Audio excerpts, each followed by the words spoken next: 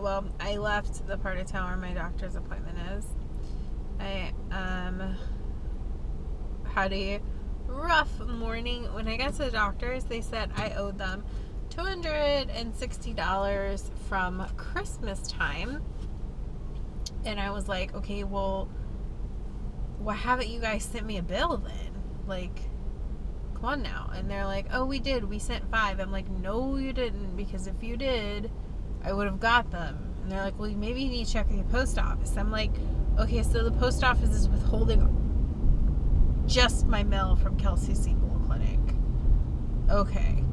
So I had them verify my address. I gave them my ID. I'm like, make sure everything is correct. They're like, this is the address we're sending it to. I'm like, but you see, you can't really say that because you didn't personally mail it. A billing department is saying they mailed it, and I'm telling you I'm not getting it. What reason do I have to lie? Honestly, if you had sent me the damn bill in December, I would have had no problem paying $250. But this is what this clinic does, and it sucks because every doctor I have there is amazing, and especially my rheumatologist for my fibro. It's very hard to find a good doctor for fibro. But their billing system is so shady and wonky, and it's this, and if you guys don't live in Texas or used to know, like, Kelsey Siebel is this kind of like giant chain of doctors, and there's locations everywhere, and they're a big chain, and I don't know, there's just something shady about it to where they're like, we'll have a financial person come talk to you. I was like, what do you mean? I will just call billing. They're like, no, look, they have these offices now right next to the front desk where you pay. Financial counseling. I'm like, if you have to fucking have it, like, I get that the Affordable Care Act fucked up a lot of people's insurance, mine included, but if you have to have this little office right next to the check-in desk, something is wrong with your billing procedure, because we have been fucked hard. I'm sorry there's so much cursing, but I'm so mad this morning. And the thing is, like, it's not my doctor's fault. I love my actual doctor. He can't control this, and when I went to see him, he actually like billed my appointment as something lower, so instead of paying $200, I only had to pay $150 to see him. And so he ordered a bunch of blood work, like all my vitamin checks and all that stuff, and then like the yearly stuff they would do, which is about the only thing my insurance ever covers, is they allow 1 physical a year, and if you're a woman, you get 1 well woman exam that you don't have to pay for. So he was like, well, they should pay for this, like, you know, your kidney check, your liver check, your blood counts, all that stuff. They should pay for that because it's a new year. And then the only thing they won't cover is all my B12, my folate, and my vitamin 3 tests. So that's going to be another $160. They're going to bill it to my insurance and see if they pay it. If not, then I'll pay it. So today's appointment was like, once I pay the blood work, if my insurance doesn't cover it, which they probably won't because they suck balls, it'll be like $300. Yeah. And then he wants me to go see a pulmonologist. I have asthma, so I have one I see sometimes, but he's like, maybe you have sleep apnea. I don't. Like, I know what sleep apnea is because I think Justin has it. My dad grew up having it. So I'm going to wait for my blood work to come back first before I will even entertain the, like, to see like my specialist, like my fibro one and stuff. It cost me $400 just to sit down in a chair and talk to those doctors. So when he's like, let's go see a pulmonologist, I'm like, let's wait for my blood work to come back. I'm not making that appointment yet. If anything, I'm concerned more about Justin having it. I'm more concerned about him having it. I've been trying to get him to go. Hopefully he'll go, because they said, like, well, if you don't have something like that, if you sleep in the same room with someone that does, then that can affect your health and your sleep. But I'm like, let's not jump to all that. Like, I get that, and I understand why he's saying that, and on it, like, you know, okay, but I'd rather see the blood work first, is what I'm saying. I also have, my whole life, had a problem with my blood count.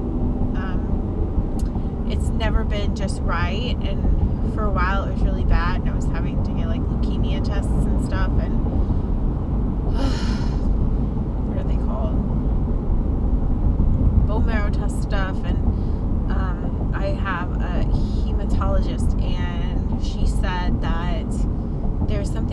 chronic leukemia people usually get in their 40s and 50s, like when you're older. And it's not like the kind of leukemia that like kills you, or you see kids have, or it's not like that aggressive. It's something that usually most of the time is manageable with medication. There's like a chemo pill, she said, or something, that people take. And her only concern, the reason I still see her, is that the way my blood works is that one day, like, that I might be somebody that develops that later in life, and that might be why my blood work is what it is, and it might be something they can start looking out for in younger people, because the patients they see like that, if they go on to develop it, then they know what to look for. I don't know if that makes any sense. So he's gonna run my blood stuff or whatever and send it to her, just to make sure that's still good, because when stuff got like that and it got really hairy and scary and they were like, okay, well, you might actually have some form of leukemia, I started juicing a lot and eating more fruits and vegetables and lots of green juice. And it went from, okay, we're about to do this invasive procedure on your bone marrow and stuff, to, oh, your numbers, oh, hello, your numbers shot up, so never mind that. It was very interesting, to say the least. So I must not have got all the soap out before, because look, there's my dish tool. It's obviously not what is causing this, so I guess there's still some soap left from last week when I stupidly put the thing in there on accident. But at least I caught it before it got really bad. I have no idea what I'm fixing to do now. Okay guys, so what I did today was I came home and I fell asleep. But no, I didn't do like a whole big cleaning. I did everything I do on Thursdays that I didn't get to do yesterday. So everything but the floors. And then I took my Bissell's, I'll show you guys.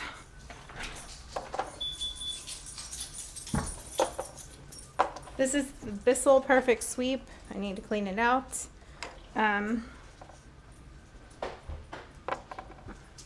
So since I didn't get to do the floors, I'll probably do it Monday or try to do them this weekend.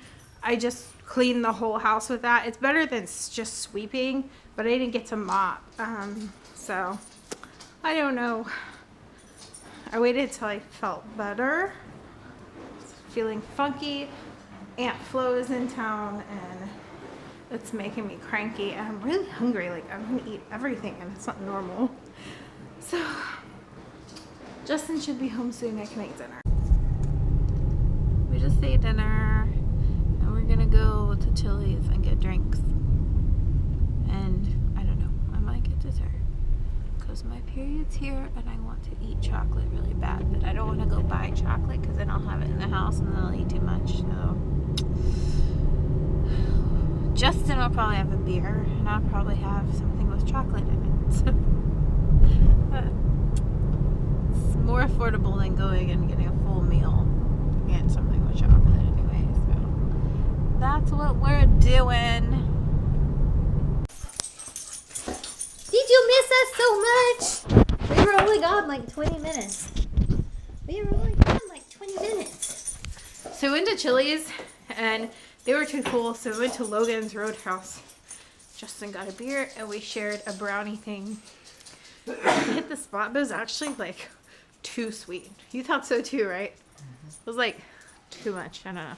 But yeah, it was a little too sweet, but it hit the spot. So I'm gonna go shower and go to bed. And I got blood work tomorrow and Justin has to take me. Anyway, so I'm gonna go shower and we'll see you guys tomorrow. Bye. Oh, Ralph wants to say bye. Bye, little brother. Anybody say bye? Bye.